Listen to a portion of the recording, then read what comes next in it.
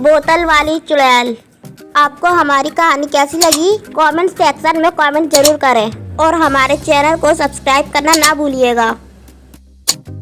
ये बात हिमाचल के एक गांव की है जहां पर अक्सर बोला जाता था वहां रात में जाना ठीक नहीं है, लेकिन फिर भी कुछ लोग इन सब बातों पर विश्वास ना करके उस गांव से अक्सर गुजरते थे। सिर्फ शाम के 7:30 बज रहे हैं और कितना अंधेरा हो गया है।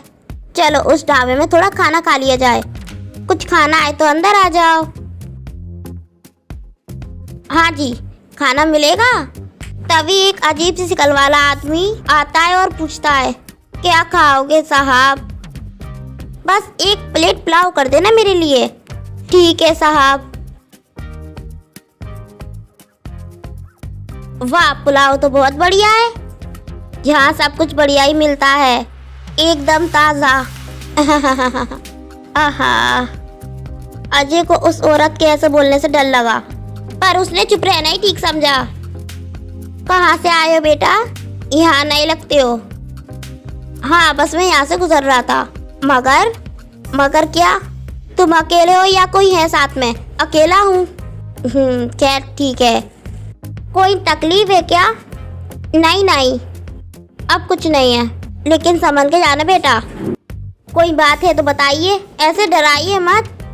अब तो कोई संकट नहीं है, मगर कुछ साल पहले इस जंगल से गुजरना खतरे से खाली नहीं था। मतलब यहाँ से जो भी गुजरता, खासकर तुम जैसे जवान खूबसूरत लड़के, वो जिंदा नहीं बचते थे। ये क्या कह रही हो आप? तुम्हें नहीं पता इस जंगल में वो रहती थी कौन? सुंदर और हसीन चुड़ैल, जिस पर स्त्री फिल्म भी बनी है। आहा, अरे क्या बकवास है ये? हाँ।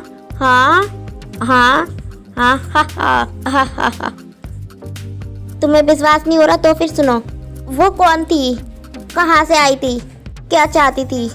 किसी को नहीं पता था, किसी ने उसे देखा भी नहीं था, लेकिन कहते हैं कि वो एक चुड़ैल थी। उसके पैर उड़ते थे और वो जंगल में छुपके रहती थी। जब कोई जवान मर्द इस जंगल से अकेले गुजरता, तब वो बाहर निकलती थी एक बहुत ही खूबसूरत औरत के रूप में। वो बेचारा मर्द उस औरत के झांसे में आ जाता।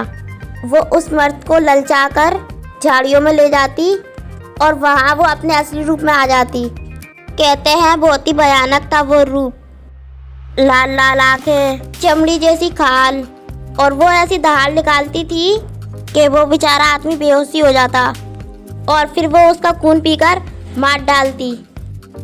वाह आंटी, कहानी तो बहुत अच्छी है, मगर मैं डरने वाला नहीं हूँ। हाँ, पागल हो तुम। खैर, अब डरने की कोई वजह भी नहीं है। वो क्यों?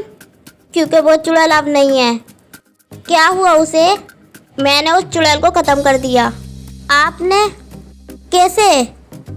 जाने दो, तुम यकीन नहीं करोगे बेटा। अरे बताइए तो भाई। ठीक है। एक दिन इसी ढाबे में पीर बाबा आए थे। उसके पास थी एक जादुई बोतल। उनके पास खाने के पैसे नहीं थे, तो जाते वक्त ये बोतल मुझे दे गए और बोले, तुमने हमारी सेवा की, हमारी दावत कराई, पर हमारे पास तुम्हें देने के लिए पैसे नहीं है, मगर ये जादुई बोतल रख लो।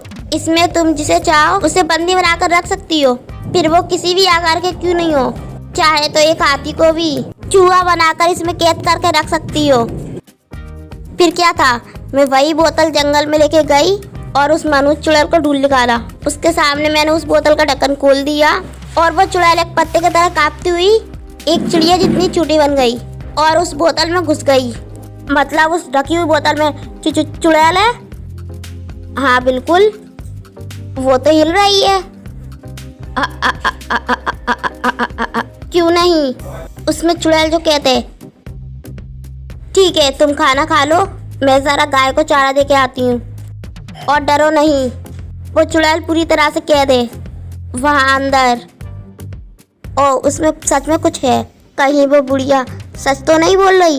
नहीं, ये कैसी आवाज़ है?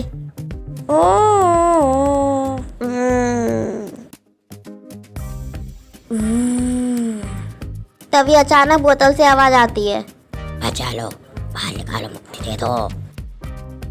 मैं यहाँ नहीं रुक सकता, मुझे यहाँ से जाना चाहिए। खोल दो, आजाद कर दो। एक बार देख लेना चाहिए, देखे बिना कैसे जा सकता हूँ मैं। हाँ, तुम सही कर रहे हो। आ जाओ हमारे पास, हमें आजाद कर दो।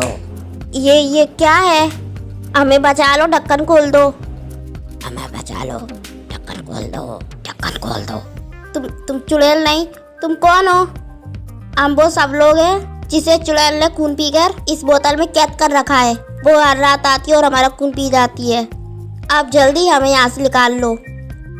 सोचो मत, तुम्हारे पास वक्त नहीं है। खोल दो बोतल का ढक्कन।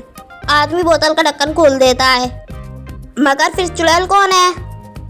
मैं हूँ चुड़ैल। तुमने मेरे सारी कैदी आजाद कर दिए। पर कोई बात नहीं, तुम जो हो हट्टे कट्टे तंदुरुस्त, अब से तुम ही मेरा नाश्ता होगे और तुम ही मेरे रात का खाना।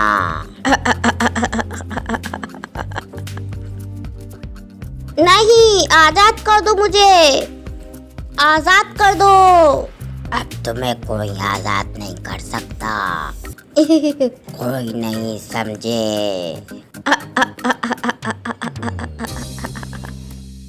रात के वक्त पूरा गांव सो रहा होता है और शंभो घर के छत पे बहुत सारा खाना खा रही होती है। ना जाने मेरी भूख कब मिटेगी।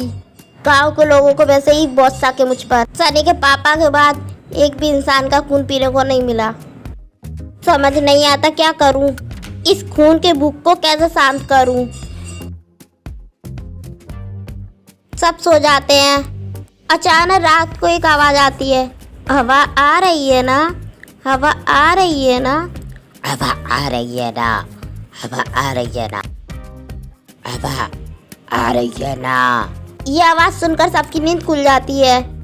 आवाज बहुत डरावनी होती है। मम्मी, ये किसकी आवाज थी?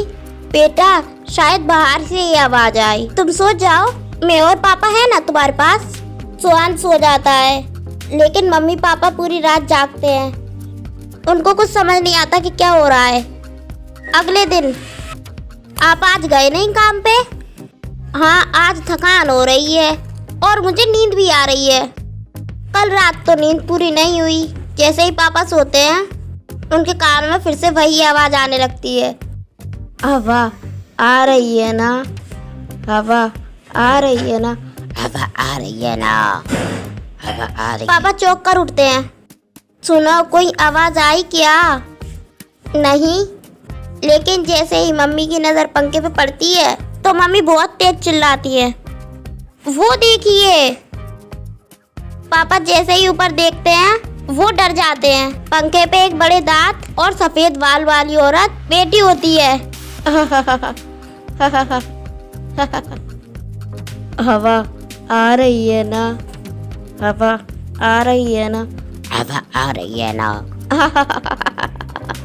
और हाँ दोस्तों, अगर आपने अब तक मेरे चैनल को सब्सक्राइब नहीं किया है तो जल्दी से नीचे बटन दबाकर अभी सब्सक्राइब कर लें और साथ ही इस बेल आइकन को दबाना ना भूलें। तो मिलती हूँ मैं फिर किसी नई कहानी के साथ। तब तक अपना ख्याल रखें। बाय बाय दोस्तों।